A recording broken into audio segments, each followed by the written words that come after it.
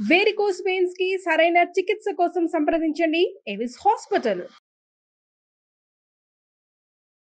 అంటే ఉపవాసం ఉండటం. మనం ఏకాదశికి ఉంటూ ఉంటాము. అట్ల తద్ది ఇట్లా కొన్ని ప్రత్యేకమైన రోజుల్లో ఉపవాసం ఉంటాం. అది ఆధ్యాత్మికంగాను మంచిది, ఆరోగ్యపరంగాను మంచిది అంటుంటారు కదా! మీరు ఎక్కువగా నేను మీ నోటే వింటూ ఉంటాను. ఈరోజు ఉపవాసం చేయ, ఈరోజు ఫాస్టింగ్ తినలేదు, నిన్న ఏకాదశి అట్లా చెప్తూ ఉంటారు కదా! మీకు ఎట్లా అనిపిస్తుందండి? ఆరోగ్యపరంగా చాలా హ్యాపీగా అంటే లైట్‌గా ఉన్నట్టు అనిపిస్తుందా? ఒళ్ళు తేలిగ్గా ఉంటుంది నెక్స్ట్ డే. మనకి మన కల్చర్‌లోనే అది ఉంది జయ. ఆరోగ్యానికి అవసరం. ఇప్పుడు మనం మామూలుగా ఏం తింటాం మన వైపు మన ప్రాంతాల్లో? అన్నం తింటాం. అవును. దాంట్లోకి ఓ పప్పు, ఓ కూర, ఓ పచ్చడి, ఓ పులుసు, పెరుగు, పెరుగులోకి మామిడి పళ్ళు, అరటిపండు, ఇంకో పండు.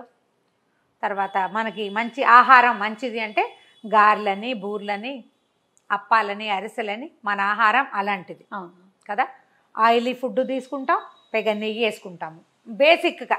ఇప్పుడు ఎవరికి ఇవన్నీ లభిస్తున్నాయి అని ప్రశ్న కాదు, అసలు సహజంగా ఇవన్నీ ఆయిలీ ఫుడ్ కూడా ఉంటుంది. ఇప్పుడు ఇన్ని రకాలు తినేటప్పుడు మధ్య మధ్యలో కొంచెం గ్యాప్ ఇవ్వటం, పొట్టకి రెస్ట్ ఇవ్వటం, లైట్గా ఘనాహారాలు కాకుండా ద్రవ పదార్థాలు తీసుకోవటం, ఇది అవసరం కదా. హెవీ లోడ్ ఇచ్చి తర్వాత 2 రోజులు గ్యాప్ ఇస్తే పొట్ట దాన్ని అరగదీస్తుంది, శరీరం దానివల్ల వచ్చిన శక్తిని వాడుకుంటుంది, మనం మళ్ళీ తిని మళ్ళీ శక్తిని పుంజుకుంటాం అంతే. ఇది ఒక సిస్టమేటిక్గా నడిచే వ్యవహారం. మనకి తిండాలు ఎలా ఉన్నాయో ఉపవాసాలు అలా ఉన్నాయి మన సిస్టంలో. కార్తీక సోమవారాలు 4, 2 ఏకాదశులు, కార్తీక పౌర్ణమి, కార్తీక అమావాస్య, ఎన్నైనాయి అవో 4, ఇవో 2, 8 రోజుల పాటు మనం ఖచ్చితంగా ఉపవాసం ఉండాలి. ఇలాగే మనం ప్రతి నెల కూడా చేయొచ్చు. అందుకని మనకేం చేశారు, ప్రతి నెల చేయలేని వాళ్ళకి కూడా కార్తీకంలో ఈ సిస్టమ్ పెట్టారు. కార్తీక నక్తాలు పగలల్లో ఉపవాసం ఉండి చీకటి పడ్డాక చంద్రుడిని చూసి సుఖం చూశాక భోజనం చేయటం. అలాగే మనకు బోలెడని నోములు, వ్రతాలు, పూజలు ఎన్నో రకాలు ఉన్నాయి. వీటన్నిట్లలో కూడా పొద్దున్న పూజ చేసుకోవాలంటే బ్రేక్ఫాస్ట్ తినకుండా పూజ చేసుకోవాలి, ఎంగిలి పడకూడదు. అన్నానికి భిన్నం ఏదైనా కొంచెం పలహారం చెయ్యొచ్చు. ఉండలేని వాళ్ళు, గర్భవతులు, పిల్లలకు పాలిచ్చే తల్లులు, ఓపిక తక్కువ వాళ్ళు, షుగర్ ప్రాబ్లం ఉన్న వాళ్ళు, తీసుకునేవారు కొంచెం ఓకే ఇప్పటిదాకా ఉండి మధ్యాహ్నం భోజనం చేస్తాం. శుక్రవారాలు రాత్రి ఉపవాసం, శుక్రవార పూజలు చేసుకుంటామా, రాత్రి ఉపవాసం. ఇవన్నీ కూడా ఏంటంటే మధ్యాహ్నం మనం గారెలు బూరెలు వేసుకుని అప్పాలు పప్పలన్నీ తినేస్తాం, రాత్రికి మానే దీన్ని అరగదీస్తుంది శరీరం, ఆ శక్తిని వాడుకుంటుంది. ఇలా మన సిస్టంలోనే ఇమిడ్చి పెట్టారు. ఓకే. ఇప్పుడు ప్రత్యేకమైన రోజులు కాకుండా రమ్మగారు, వారంలో కూడా ఒక రోజు, ఈ రోజు నేను ఫాస్టింగ్ ఉంటాను, గురువారం నేను ఉంటాను, శనివారం నేను ఉంటాను, లేదా శుక్రవారం నేను ఉంటాను, అట్లా కూడా మనం అనుకుని ఆ రోజు చేస్తున్నాం ఆల్రెడీ. మనం అట్లానే ఉంటాం కదా. నేను శనివారాలు ఉంటాను కదా, శనివారం నువ్వు కూడా ఉంటావు, శనివారం గురువారం అట్లా పెట్టుకుంటాం. ఇప్పుడు మొత్తం అన్ని వారాలు ఉపవాసం కాకుండా వారంలో 1 రోజు 2 రోజులు ఫాస్టింగ్ చేసుకోవచ్చు మనం. మీ ఉద్దేశంలో కాదు రమ్మగారు, ఇప్పుడు మధ్యాహ్నం తినేసి నైట్ ఏదన్నా టిఫిన్ చేసి ఉండటం, లేకపోతే అసలు ఏమి తినకుండా ఉండటం, పూర్తిగా రోజంతా కూడా ఏమి తీసుకోకుండా ఉండటం, వీటిల్లో ఏది ఆరోగ్యానికి మంచిదని మీరు అనుకుంటారు? ఏదైనా లైట్గా తిని మిగిలిన పొద్దు తినకుండా ఉండటం మంచిది అనిపిస్తుంది. అంటే మార్నింగ్ ఏదైనా ఒక చిన్న అల్పాహారం తిని సాయంకాలం వాటర్ తోటి ఏదైనా ద్రవ పదార్థాలతోటి ఉండొచ్చు. మనకి కూడా అన్నం తినలేదనే ఫీలింగ్, భావన ఉండదు. ఇందులో నిర్జలోపవాసం అని ఒకటి ఉంది, జలం కూడా తీసుకోకుండా ఉండేవాళ్ళు. ఓకే. మంచినీళ్ళు కూడా తీసుకోరు, అక్కడ సిస్టమ్ అది. మనకి అల్పాహారం తీసుకుని ఉంటాం మనం. ఈ ఒక పొద్దు ఉండటం అంటే మామూలుగా ఏం జనరల్ ఒక పొద్దు అంటే మధ్యాహ్నం భోంచేసేసి రాత్రి టిఫిన్ తింటాం. అవును, కొంతమంది టిఫిన్ తింటారు, కొంతమంది అది కూడా తీసుకోరు రమ్మగారు. సాధారణంగా ఏ శనివారం నాడు రాత్రిపూట నేను ఏ టిఫిన్ ఏమీ తిన్ను, మధ్యాహ్నం తీసుకున్న భోజనం అంతే. మార్నింగ్ బ్రేక్ఫాస్ట్ కూడా తిన్ను నేను. ఎప్పుడో ఒకసారి పీరియడ్స్లో కానీ లేకపోతే ఏదైనా ఒంట్లో అస్సలు బాగోలేదు, నాకు చాలా ఉన్నప్పుడు నలతగా ఉంటే ఒక పూట యాడ్ చేస్తా, ఒక పూట, లేకపోతే అది కూడా లేదు. ఓకే, నాకు బాగుంది అనిపిస్తుంది. ఆదివారం చాలా ఫ్రెష్గా నిద్రలేస్తాను నేను. ఈ ఉపవాసంతో పాటుగా మనం ఏంటి ఆధ్యాత్మికత ఏమిటి, మనం ఏ దైవానికి సంబంధించి ఉపవాసం చేస్తున్నామో వారికి పూజ చేసుకోవటం అంతే. పూజ చేసుకోవడం, వారికి సంబంధించిన దేవాలయానికి వెళ్ళటం, ఇవి మన నియమాలు.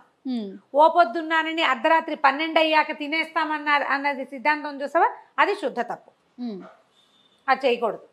సినిమాలో చూసి శనివారం అర్ధరాత్రి మీకు చికెన్ తినేయచ్చు అని మాత్రం భావించకండమ్మా. భారతీయుల రోజు అర్ధరాత్రితోటి మొదలవదు. సూర్యోదయం టు సూర్యోదయం. అవును. శనివారం పొద్దు నుంచి శనివారం మొదలైతే ఆదివారం పొద్దుటికే ఆదివారం మొదలవుతుంది. అంతే, అదే లెక్క తీసుకోవాలి. గంటలు చూసి ఉపవాసం చేస్తే అది ఉపవాసం అని అనిపించుకోవద్దు, అది తప్పు. ఓకే. మీరు సాటర్డే ఫాస్టింగ్ అంటే భగవంతుడికి కదా మీ పాయింట్. అంతే కదండి. వెంకటేశ్వర స్వామి ఆయన 12ంటికి ఆయనకు పడుకోవడానికి మేడ మీద నుంచి కొండ నుంచి కిందకి దిగి వస్తాడు కాబట్టి నువ్వు తినేస్తానని అనుకోవద్దు. ఓకే. మనకి సూర్యుడు నియమం. ఆరోగ్యపరంగా మీకు ఎలా అనిపిస్తుంది రమ్మగారు? లైట్గా ఉండటంతో పాటు శరీరం ఇంకేమన్నా బెనిఫిట్స్ ఉన్నట్లుగా మీకు, అంటే మనం సైంటిఫిక్గా చెప్పుకోలేకపోయినా సాధారణంగా అయితే ఎట్లా అనిపిస్తుంటుంది? ఏమో టాక్సిన్స్ రిలీజ్ అవుతాయి అనిపిస్తుంది జయ. మర్నాడు లైట్గా ఉంటుంది. లైట్గా ఉంది అంటే అర్థం బాగున్నామనే కదా. అంతేగా. ఒంటికి బరువు ఉండదు. తెల్లవారు హాయిగా నిద్రలేస్తాము. పొద్దున 10కి 9 నాకు అసలు ఆకలి ఏది చేయ మార్నింగ్ ఎప్పుడు. నెక్స్ట్ డే ఇంకో ఆకలి మామూలుగా అసలు జనరల్ గా పొద్దుటి పూట ఆకలిగా ఉండదు నాకు. 11 దాకా దేక్కుతూనే ఉంటాను. నేనేం తినకుండా ఉంటూ ఉంటాను. ఓహో. బ్రేక్ఫాస్ట్ తినాలన్న ఒక నియమం ఉన్నప్పటికీ నేను చెప్తుంటా చేసేస్తారండి బ్రేక్ఫాస్ట్. స్కిప్ చెయ్యను కానీ తక్కువ తింటాను. 11 దాకా వేయదు. కానీ ఉపవాసం ఉన్న మరుసటి రోజు ద్వాదశి నాడు 8ంటికి కర్ర అని ఆకలిస్తుంది. శరీరంలో పొట్ట సరిగా పనిచేస్తుంది. పేరుకుపోయిన కొవ్వు అంతా కూడా కరిగిపోతుందని కూడా వింటూ ఉంటాం కదండి. కరిగిపోతుందో లేదో తెలియదు. ఆకలి మాత్రం వేస్తుంది. ఆదివారం పొద్దున కూడా ఆకలిస్తుంది. ఓకే. చాలా గంటలు గ్యాప్ ఇస్తే లోపల అవయవాలు ద్విగుణీకృత ఉత్సాహంతో పనిచేస్తాయి అనిపిస్తుంది. ట్రై చేసి చూడొచ్చు కదా. ఎవరికి వాళ్ళు చేయొచ్చు కదా. ఈ ఫాస్టింగ్ ఏ రోజు అయితే ఉంటామో మనం ఆ రోజు ఉదయం కూడా ఎక్కువ ఆయిలీ ఫుడ్స్ అవి తీసుకోవద్దు. ఓకే. కూరల్లో బోల్డ్ అంతా నూనెలు వేసేసి అప్పడాలు వడియాలు చెక్కలు చేగోడీలు అవి పుచ్చుకోవద్దు. లైట్ గా తీసుకోవాలి. మామూలుగా తినండి. అన్నం కూర పులుసు పచ్చడి ఏదో సామాన్యంగా. జంక్ ఫుడ్ అవి తీసుకోవద్దు. వాటర్ ఇంటేక్ పెంచండి. కుదిరితే మజ్జిగ, కొబ్బరి నీళ్లు లాంటివి. కాఫీ టీ తీసుకోవద్దు ఎక్కువగా. కానీ ఫాస్టింగ్ ఉన్నప్పుడు సాధారణంగా చేసేది అదే కదరమ్మ గారు.